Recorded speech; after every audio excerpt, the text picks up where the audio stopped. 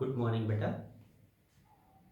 आपको याद होगा मैंने एक 3 लेक्चर डाले हैं डायमेंशन एनालिसिस के ऊपर, जिसमें हमने 3 एप्लीकेशंस की बात की थी डायमेंशन से रिलेटेड।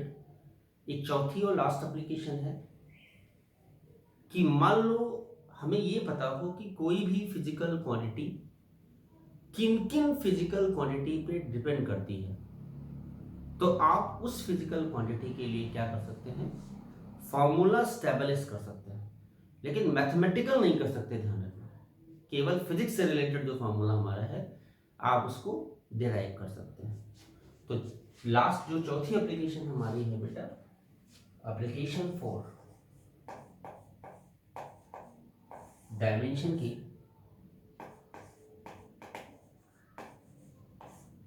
वो क्या है, टू डिराइव फॉर्मूला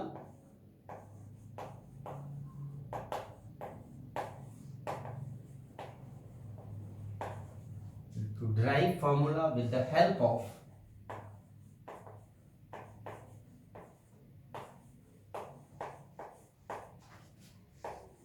डायमेंशन। एक हम इस पे बेस्ड एप्लीकेशन कराते हैं तो आपको समझ में आ जाएगा। जैसे हम एक प्रॉब्लम लेते हैं, मान लो एक सिंपल पेंडुलम है,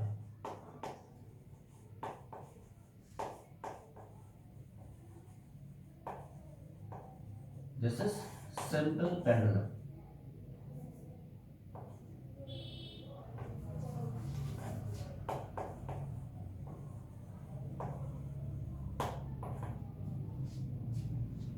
कैसा होता है आप जानते हो, एक रिजिड सपोर्ट से एक स्ट्रिंग अटैच होती है एक बॉब से, इसका मास है, स्ट्रिंग का लेंथ है। अगर मैं इसको थोड़ा सा डिस्प्लेस करके छोड़ दूं से थीटा, लाइक दिस, तो ये क्या करता है, टू एंड फ्रो मोशन करता है। ये कंप्लीट ऑसिलेशन होता है, यहां से यहां तक, फिर यहां तक, फिर यहां तक। ये बॉडी जो है ऑसिलेट कर रही है अंडर ग्रेविटी।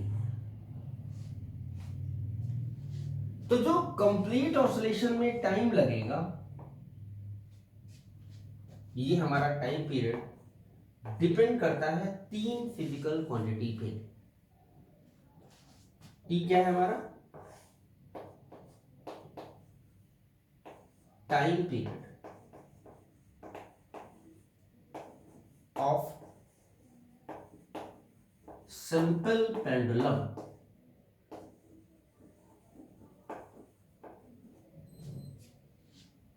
ये डिपेंड कर रहा है length of string, acceleration due to gravity और mass of the bob. Small m क्या है बेटा, मास ऑफ बॉब। ठीक है बेटा। तो अगर हमें यह पता है कि टाइम पीरियड इन फैक्टर्स पे डिपेंड करता है, तो आप टाइम पीरियड का फॉर्मूला स्टेबलिश कर सकते हैं। क्या करेंगे, ये हटाओगे, कांस्टेंट लगेगा, के क्या है हमारा, प्रोपोर्शनैलिटी कांस्टेंट। अब क्या है, एम है, एल है, जी है। आप इनकी डायमेंशन असाइन कर दो,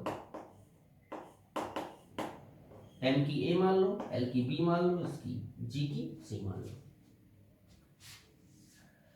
अब के को तो छोड़ देना क्योंकि ये कांस्टेंट है, ठीक है। इन सब की डायमेंशंस लिखो, इधर की डायमेंशन लिखो, फिर दोनों की को क्या कर दो, डायमेंशंस को, मास की, लेंथ की और टाइम की कंपेयर करो, ए बी सी की वैल्यू निकालो, इस इक्वेशन में रख दो, फॉर्मूला आ जाएगा। तो पहले हम यहां पे थोड़ा सा डिस्कस करते हैं कि टाइम पीरियड का डायमेंशन क्या होता है। टी सेकेंड है, एम नहीं है, एल नहीं है, तो हम दोनों की पावर हमने क्या ले लिया, 0। के को छोड़ दो, कांस्टेंट। मास का क्या होता है, किलोग्राम। किलोग्राम का क्या डायमेंशन फॉर्मूला है, एम पावर ए है। समझ में आ रहा है? लेंथ मीटर से मेजर करते हैं, पावर b है। और एक्सेलरेशन ड्यू टू ग्रेविटी क्या है? आप जानते हो g मीटर पर सेकेंड स्क्वायर या LT-2। तो रख दे यहां पे। तो LT-2 की पावर c है, तो क्या आएगा बेटा बोलो? L की पावर c, वहां देखो, अब t हमारा हो गया -2c।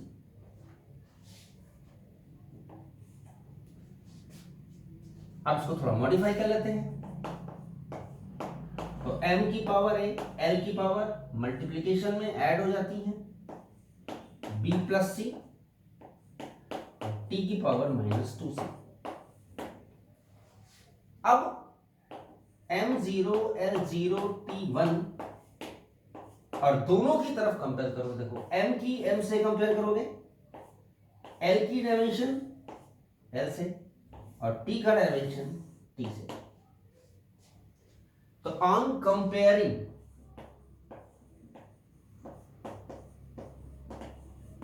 अगर हम कंपेयर करते हैं डायमेंशन दोनों तरफ की, तो बेटा m की पावर इधर a है, इधर क्या है 0 है, तो a क्या आ गया मेरे बच्चे? सिमिलरली l की पावर है b प्लस c, इधर 0 है, तो b प्लस c 0 हो गया, तो b क्या हो गया बेटा? -c। कोई दिक्कत तो नहीं आ रही? अब देखो -2c 1 के बराबर है, तो -2c 1, तो c कितना हो गया? -1/2। अब देखिए बेटा c की वैल्यू आ गई, a की वैल्यू आ गई, अब c की वैल्यू रख दो यहां पे। तो इस इक्वेशन में b क्या होगा? -c है, तो माइनस आप रखोगे तो कितना हो जाएगा? हाफ। तो इस प्रोसेस से आपने जो हमने डायमेंशन असाइन की थी, उनकी वैल्यू हमारे पास आ गई। अब हम फॉर्मूला लिख सकते हैं फ्रॉम इक्वेशन फर्स्ट। देखिए फ्रॉम फर्स्ट t एक कांस्टेंट, m की पावर a, n की पावर 0, l की पावर b 1/2 है, और g की पावर है c हमारा है -1/2। माइनस नीचे ले जाओ, इसको छोड़ दो, तो किसी की पावर 0 क्या होता है? 1 होता है। तो टाइम पीरियड क्या आ गया? k l की पावर हाफ और g की पावर हाफ। हाफ का मतलब क्या होता है बेटा? रूट होता है। तो यहाँ पे t कितना फॉर्मूला आया? k √l/g। ये आपका आंसर आ गया। मींस टाइम पीरियड जो सिंपल पेंडुलम का है वो किसके बराबर होगा? That is k √l/g। और k की वैल्यू डायमेंशनली नहीं निकाल सकते, प्रैक्टिकली निकालते हैं। This is one of the limitation of dimension.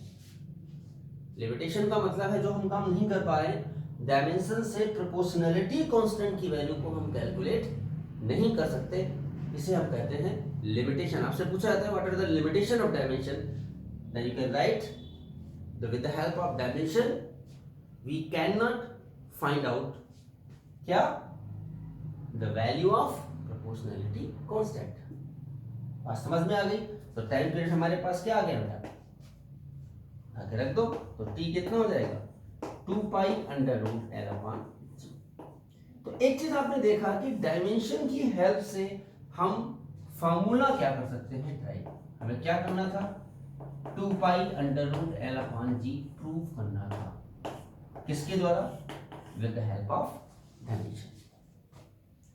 ये हमारी 4 बेसिक एप्लीकेशंस हैं। इस पे बहुत सारी प्रॉब्लम्स हैं जो आप आसानी से कर सकते हैं अगर आपको डायमेंशन सभी की पता हो तो।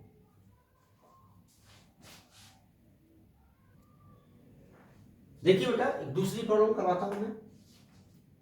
ये कहते हैं कि मान लो किसी भी पार्टिकल की फ्रीक्वेंसी डिपेंड करती है एक तो डेंसिटी, जो मटेरियल है हमारा, लेंथ और सरफेस टेंशन। तो कहते हैं with the help of dimension derive formula for the frequency. ठीक है बेटा, अब देखिए मेरे बच्चे, यहां पे पहला काम क्या है कि हम फॉर्मूला लिखेंगे फ्रीक्वेंसी, एक कांस्टेंट लगा देंगे डायमेंशन रो एल टी, और हम इनकी डायमेंशन लिख देंगे ए बी सी। आपकी मर्जी है, किसी की भी ए लिख सकते हो, किसी की भी बी लिख सकते हो, किसी की सी लिख सकते हो। अब दोनों तरफ की डायमेंशंस लिखना है, फिर कंपेयर करके ए बी सी की वैल्यू निकालनी है और इस इक्वेशन में रख देना है, आपका रिजल्ट आ जाएगा। तो सबसे पहला हमारा क्या काम है, फर्स्ट वर्क हमारा जो है बेटा, कि हमें इनकी डायमेंशंस पता होना चाहिए। आप सभी जानते हो फ्रीक्वेंसी टाइम पीरियड का उल्टा होता है, इसकी सेकंड है, तो t माइनस वन डायमेंशन होगी इसकी फ्रीक्वेंसी की। डेंसिटी आप जानते हो, डेंसिटी क्या होता है बेटा, मास अपॉन वॉल्यूम, मास का m, वॉल्यूम का l क्यूब होगा, length into breadth into height को या थिकनेस को। l की आप जानते ही हो डायमेंशन। रही बात सरफेस टेंशन की, ये हमारा क्या है बेटा, सरफेस टेंशन, और इसकी डायमेंशन होता है फोर्स पर यूनिट लेंथ। तो फोर्स की डायमेंशन क्या है, M L T minus two by L, L से एल कट गया तो एम टी माइनस टू, ये डायमेंशन किसकी मिल गई, सरफेस टेंशन की। बात समझ में आ गई। अब देखिए सभी की डायमेंशन रख दो, तो फ्रीक्वेंसी की मेरे बच्चे क्या है, t माइनस वन, m भी आएगा पावर, l भी आएगा पावर जीरो पर, है नहीं वो, कांस्टेंट छोड़ दो। डेंसिटी की क्या थी हमारी, यहां से देखो मास पर यूनिट लेंथ है, sorry mass per unit volume, ये आएगा। तो जरा रखिए वहां पे रो की, पावर a है तो m a l minus three है, पावर a है ना बेटा। अब देखिए लेंथ, लेंथ का तो आप जानते ही हो l है, पावर b है, और t यहां पे सरफेस टेंशन है m t माइनस टू, तो m की पावर क्या है बेटा हमारा c, और t माइनस टू सी। अब सबको मर्ज कर लो, तो m की power a plus C, l की पावर माइनस थ्री ए, और b प्लस का, और t की पावर है माइनस टू सी। देख लो भाई, कोई बचा तो नहीं, m हो गया, l हो गया और t हो गया। अब आप इसको कंपेयर करो, क्या मिलेगा बेटा, m को m से कंपेयर करोगे तो क्या मिलेगा हमें, a plus C zero, l को तो minus three A plus B zero, और लास्ट वाला हमारा है minus one minus two C, तो c हमारा वन बाई टू आ गया, c वन बाई टू आ गया तो a क्या हो गया माइनस सी, तो माइनस वन बाई टू, ये भी आ गया, ये भी आ गया। अब क्या बचा बेटा, हमें b चाहिए, इसमें रख दो, तो क्या होगा माइनस थ्री, a कितना है बेटा माइनस हाफ, ठीक है बेटा, और plus b zero, plus three by to, तो b कितना हो जाएगा, उधर जाएगा तो माइनस थ्री बाई टू, ये भी आ गया, ये भी आ गया, और ये भी आ गया। अब आप उठा के रख दो इसमें, तो फ्रॉम फर्स्ट आ गया ना फॉर्मूला फ्रीक्वेंसी, कांस्टेंट छोड़ दो, इसकी डायमेंशन हमें पता नहीं क्योंकि इसकी वैल्यू फिक्स होगी, हमें नहीं पता है, डायमेंशन नहीं निकाल सकते। रो की पावर ए कितना था बेटा माइनस हाफ, समझ में आ रहा है, एल की power B minus three by two, और क्या था हमारा टी सरफेस टेंशन, सी कितना है हाफ। तो हमारे पास बेटा क्या आया के, यहां तक आपका यही आंसर हो गया। आप ये भी दे सकते हैं, आप चाहो तो उसको मॉडिफाई कर लो। ये फैक्टर नीचे जाएंगे, टी की पावर हाफ, रो हाफ और L 3/2 के रूट ले लो, सभी को हाफ हट जाएगा, T बाई रो और L क्यूब सब एक्सटेंशन, दिस इज फ्रीक्वेंसी। ये भी सही है और ये भी सही है। समझ गए मेरी बात? तो ऐसी बहुत सारी प्रॉब्लम्स हैं जिनको आप सॉल्व कर सकते हो, बशर्ते सिर्फ एक चीज ध्यान रखना पड़ेगा कि आपको उनकी डायमेंशंस आनी चाहिए। बिगनिंग में तो आप बुक से कंसल्ट करें ना, धीरे धीरे आप फिजिक्स में पढ़ते जाओगे फॉर्मूले, तो आप उनकी डायमेंशंस को क्या कर सकते हो, निकाल सकते हो।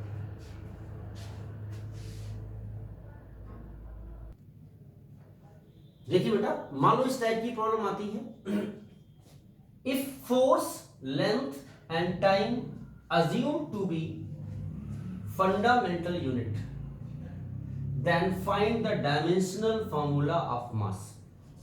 तो मास का निकालना है, और मास हमारा किस पे डिपेंड करता है, फोर्स पे, लेंथ पे और टाइम पे। डायमेंशन असाइन कर लो, तो फॉर्मूला क्या बन जाएगा हमारा, एक कांस्टेंट लगा दो, F A L B T C। अब आप दोनों तरफ की डायमेंशन रखो और कंपेयर करो। मास का आप जानते हो M1 L0 T0, कांस्टेंट छोड़ दो। फोर्स का MLT -2 होता है डायमेंशन, पावर A। ये क्या था, लेंथ था, लेंथ का L होता है, और T हमारा जो है दैट इज क्या था, टाइम था, T मॉडिफाई कर लो, MAL A प्लस B, और T जो बेटा होगा -2A प्लस C। अब आप कंपेयर करिए दोनों तरफ के डायमेंशंस को, तो MA, तो A कितना होगा बेटा, 1 हो गया, L A प्लस B 0 है, तो A कितना हो जाएगा, B -A हुआ तो -1 है ना सन। और C मेरे बच्चे -2A प्लस C 0 है, तो C कितना हो जाएगा, 2A, तो 2 into 1 दैट इज, क्या बन गया फॉर्मूला बेटा। अब देखिए इसमें रख दो, तो सीधे सीधे मास के और FA, तो F हो गया, पावर 1 है, लिखो इन्हें लिखो, LB, B -1 है, तो L -1 लिख लो, 1 कोई दिक्कत नहीं, और T हमारा है 2, C हमारा 2, कितना हो जाएगा, दैट इज 2। तो this is the dimensional formula of the what, that is mass. कोई दिक्कत तो नहीं बेटा, समझ में आ गया चीज। देखिए बेटा, एक और प्रॉब्लम डिस्कस करते हैं हम, कि मान लो हमारे पास एक इक्वेशन दी है, y is equal to a sine in bracket omega t minus kx। आपको डायमेंशन फॉर्मूला बताना है ओमेगा का और k का, ठीक है। अब देखिए मेरे बच्चे, यहां पे ये साइन का आर्गुमेंट है, जैसे हम कहते हैं साइन थीटा, हम कहते हैं साइन थीटा ही डायमेंशनलेस है। अगर मैं कंपेयर करूं तो थीटा की जगह क्या आ रहा है यहां पे, इनको कंपेयर कर दे, बोले बेटा, ओमेगा टी माइनस के एक्स, एक्स डिस्प्लेसमेंट है, टी टाइम, वाई भी डिस्प्लेसमेंट है, ए एम्पलीट्यूड भी डिस्प्लेसमेंट होता है। तो थीटा एंगल, एंगल क्या होता है बेटा, डायमेंशनलेस। अरे एंगल क्या होता है, आर्क बाई रेडियस नहीं होता बेटा, आर्क बाई क्या बताया था, रेडियस, एल बाई एल क्या होता है, एल की पावर 0। तो आपने एक चीज दिखा दिया कि ओमेगा टी माइनस के एक्स क्या है बेटा, डायमेंशनलेस। इसका मतलब ओमेगा टी भी क्या होगा, डायमेंशनलेस होगा। तो ओमेगा 1/t हो गया और ये टाइम है। तो क्या फॉर्मूला आ गया डायमेंशनल, t माइनस 1। सिमिलरली जब ये डायमेंशनलेस है तो ये भी डायमेंशनलेस होगा, तो kx भी क्या होगा बेटा, दैट इज डायमेंशनलेस। तो यहां से हम k की डायमेंशन 1/x लेंगे, 1/l, तो l की पावर क्या आ गया बेटा, -1। तो दोनों की डायमेंशन निकाल दी। अब मान लो आपसे कहते हैं कि एम्पलीट्यूड की डायमेंशन निकालो, तो आप एक चीज ध्यान देना बेटा यहां पे कि ये पूरा फैक्टर डायमेंशनलेस है, इसकी डायमेंशन है, तो इसकी डायमेंशन वही होगी जो एक ही होगी। आपको याद होगा मैंने कहा था कि only those physical quantity can be added, subtracted या equal which possess same dimension, है ना। तो यहां पे लिख सकते हैं कि dimension of y square to dimension of a. y displacement है तो a की डायमेंशन भी क्या आएगी मेरे बच्चे, आएगी। बात समझ में आ गई, कोई दिक्कत तो नहीं आ रही। ऐसी बहुत आसान सी प्रॉब्लम्स है जो आप करेंगे।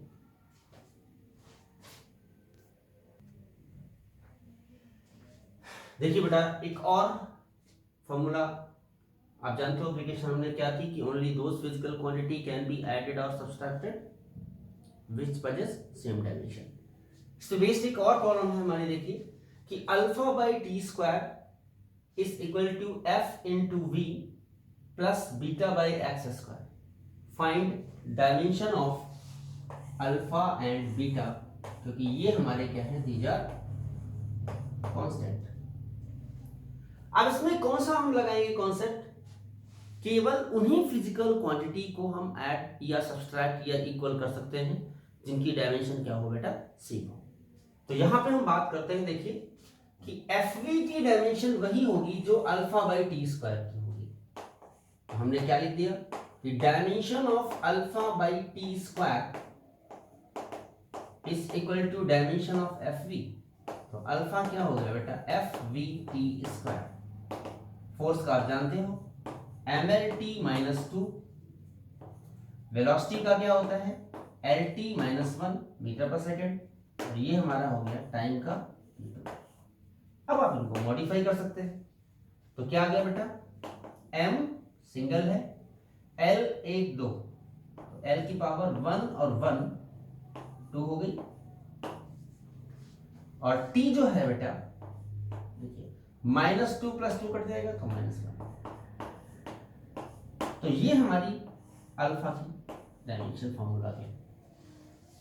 अब देखो बीटा निकालने के लिए ये बराबर कर सकते हो या ये भी बराबर कर सकते हो, आपकी मर्जी।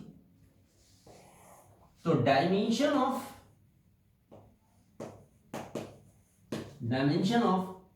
Alpha by T square equal to dimension of beta by X square, चलेगा।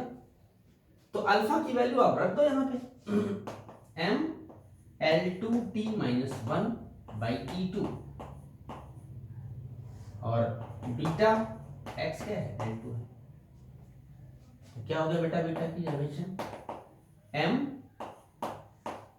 L कितना हो गया 4, ओके, ये ऊपर जाएगा तो -3 और -2 -1 -3,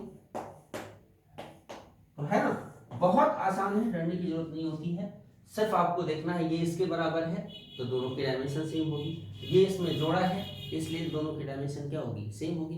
कंपेयर करके आप वैल्यू क्या कर सकते हैं, कैलकुलेट कर सकते हैं। ठीक है बेटा, देखिए बेटा मान लो एक हमारी प्रॉब्लम है, integration dx by √2ax - x²। Is equal to a की power n sine inverse in bracket x by a minus 1। Find the value of n। आप ऐसे डायमेंशनली इसको अप्रूव कर सकते हैं। कैसे? देखो मैंने आपसे पहले कहा था कि जो ये है इंटीग्रेशन, ये मैथमेटिक्स का फॉर्मूला है और ये पूरा हमारा क्या होगा बेटा, that is dimensionless. Sine inverse की भी डायमेंशन नहीं होती, तो ये भी हमारा क्या होगा बेटा, डायमेंशनलेस। बात समझ में आ गई? अब देखिए x by A minus 1 dimensionless, तो x बाई ए डायमेंशनलेस, तो x a, तो a की जो डायमेंशन है वो हो गई x डिस्प्लेसमेंट है l।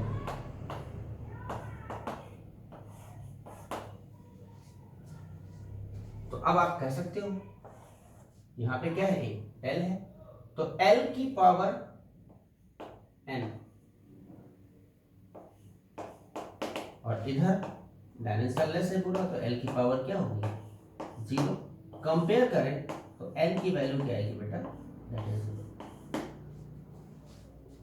ठीक है, मैथमेटिक्स के फॉर्मूले की डायमेंशन नहीं आएगी क्योंकि साइन इनवर्स के टर्म्स में आएगी इसकी वैल्यू, और उसकी आप जानते हो साइन की हो या लॉग की हो, आप जानते हो ये डायमेंशनलेस होते हैं हमारे, है ना।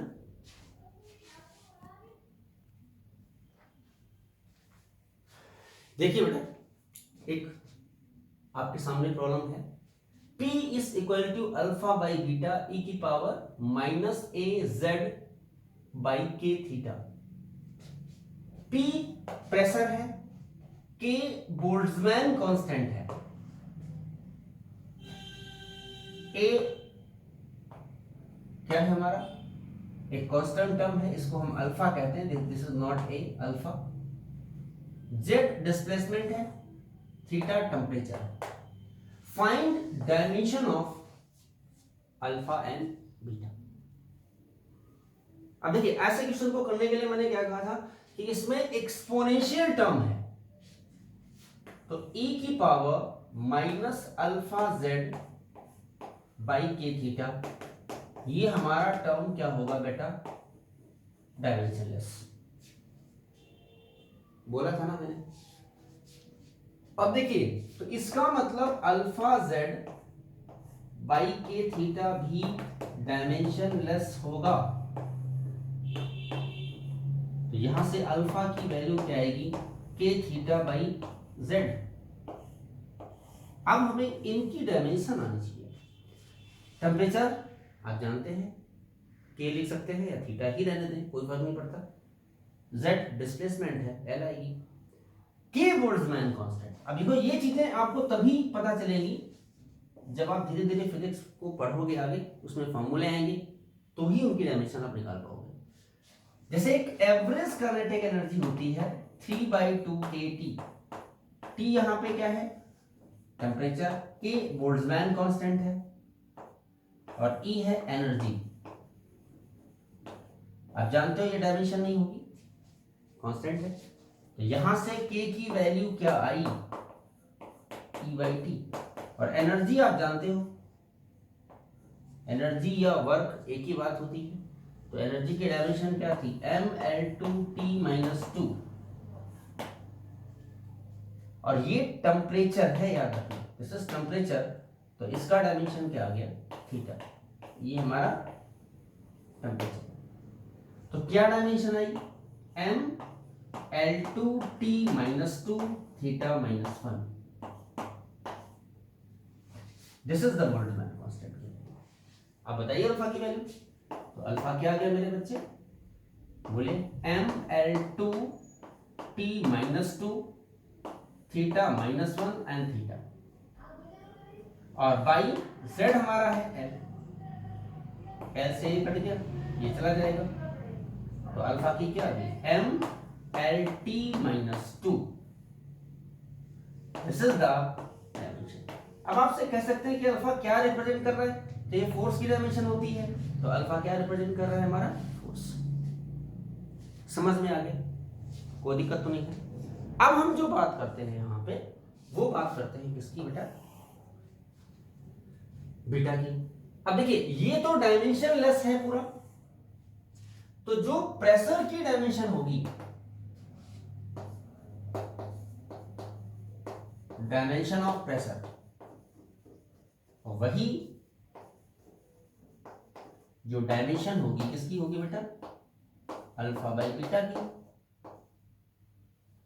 तो यहां से बीटा क्या हो गया, अल्फा बाई प्रेशर,